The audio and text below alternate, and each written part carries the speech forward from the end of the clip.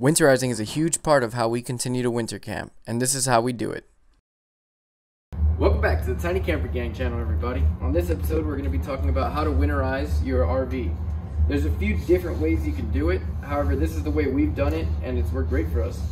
A couple things that you're going to need when you're winterizing this way is you'll need a drill or a wrench, and that's for this socket right here. And it does have this swivel on it, and this attachment here, which is for the water heater. The next thing is some sort of connection that you'll put on the city water connection point so that you can get air through there to blow out that excess water. And then of course you'll need your air compressor, which we have this one. You'll also need an air compressor attachment for this, and it's just a bicycle attachment, like a air pump or a car one. It goes onto the nozzle there. And then last but not least, just as insurance, we like to put a couple of these in there through all the lines. And you can get this stuff at, like, we got it at Walmart for like $2.50. Yeah, you can fit the camper. All right, so the first thing we're gonna do to start this off, we're gonna use this swivel over here, and it's gonna go onto the water heater drain plug. So just wiggle it on there.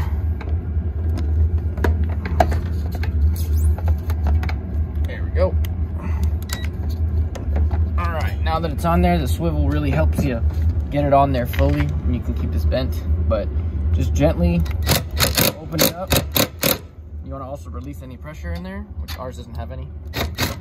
All right, now that's going to drain out. We'll put that back here so we don't forget it. This also goes right next to it. This is where it stays all year round. And then we move on to the other side. So next is our city water connection. And I do like to leave these caps off, so that way they don't freeze over here. So that'll stay off like that. And we'll go down here to our our low point drains, both of them. I've insulated them all up because we do a lot of winter camping. So open one, open the other. We just let that drain out. And then now I'll be putting the connection right there. Next thing we'll do is we'll put this attachment here on the city water connection.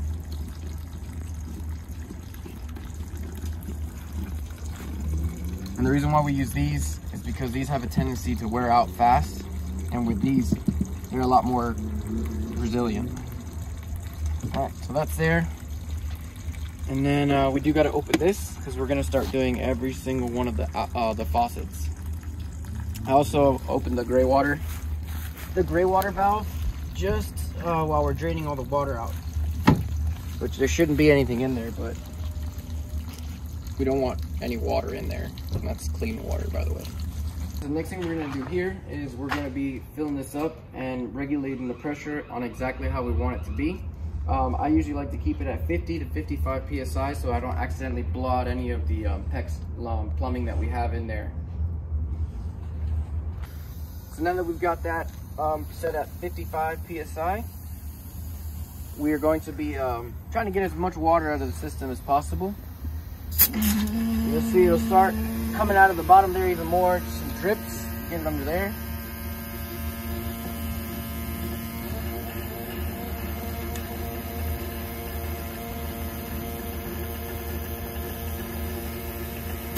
All right, and the next thing we're gonna do is close these back up and go inside. The next thing you want to do is locate your water pump, and the way you do that is by just removing the access panel in this camper, and we'll be using it, so we'll turn that right there like that, and this is where the antifreeze is going to come into play. You actually see some from last year still there. Next thing we do is we remove this access panel, and that'll give us access to the back of the water heater. And we're just going to be turning these into whatever direction they weren't if it was working normal, basically. That's how I always remember it. So basically what this does now is it's not going to let any of that antifreeze go into your your water heater, which you don't want that. Now that we've closed everything back up, what I'll do is I'll put this right here to apply air to the lines again. And what I'll do is I'll go to every single faucet and I'll open them up, both hot side and cold side. So Nat'll be out here holding this, and I'll be inside running around and trying to get all the water out of the lines. So I'll give you an example here with the outside shower. I'll just open that up. Now all the water's coming out of there. You get the hot side too. There. Oh. Now you don't want to leave any of that in there. It'll break something.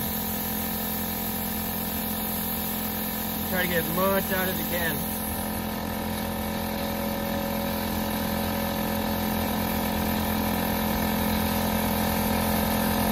I think that's antifreeze from last year that stayed in there.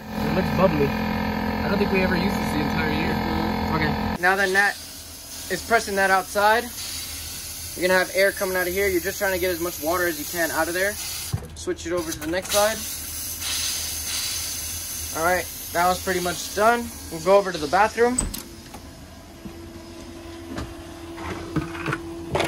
Do the same thing here. All right, and you always want to leave one open at a time. You don't want to have one, like, you don't want to have them all closed while there's pressure on there. All right.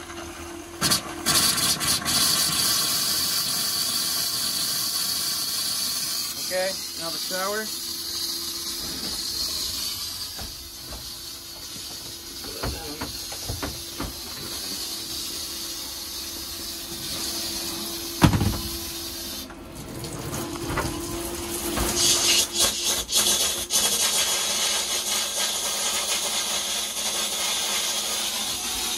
Don't forget to do both sides, hot and cold.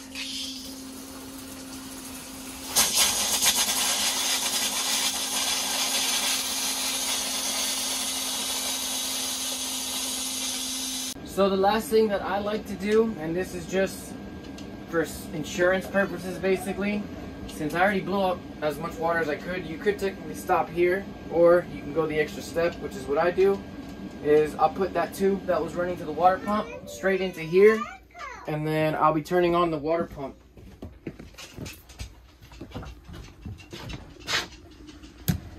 Okay, once the water pump goes on, you'll see it's going to start sucking the antifreeze from there, and it's basically pushing it through to all of the lines. Let it finish pressurizing all the lines. Alright, now you're ready to start opening the faucets again. So I'll start with hot. Alright, once it's pink, you're good. Go to cold. Once it's pink, you're good. You do that to every single faucet.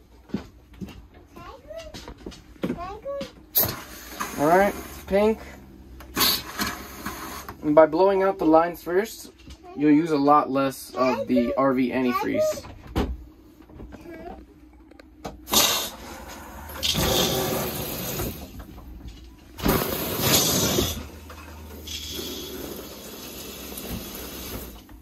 Alright. Very last thing I like to do is just go around to all the drains and just put the remaining stuff that I have left. This is the 2nd gallon, so it'll take us 2 gallons essentially. Just pour a ton in there, get it into the gray tank, the black tank, and be generous with it. One thing I didn't get to show on camera was I blew the water out of the toilet line, and I also added antifreeze to that toilet line. And the shower also, and then also the sink in the kitchen.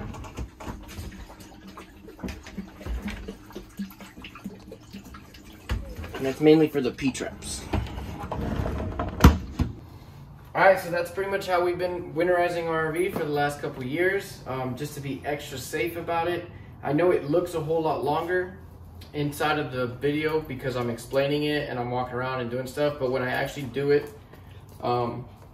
in real life, I mean, I'm doing it quick. I'm doing everything almost at the same time, so it takes about 10 minutes to do it. We'll go out to the campground, and then we'll unwinterize at the campground, re-winterize before we come back. just to make sure that nothing happens to the piping system in the RV. Yeah. Thanks for watching, Tiny Camper Gang, out! If you enjoyed this video, please consider subscribing. Thanks for watching, Tiny Camper Gang, out.